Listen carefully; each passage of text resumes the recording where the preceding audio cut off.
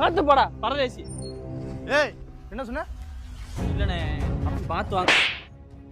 என்னண்ணே பேசிக்கிட்டு இருக்கும்போது கை வைக்கிறீங்க? நல்ல முறையாதான் சொன்னேன், பார்த்து போகுது. ஏன் ஏரியா அப்படிதான் வருவேன்.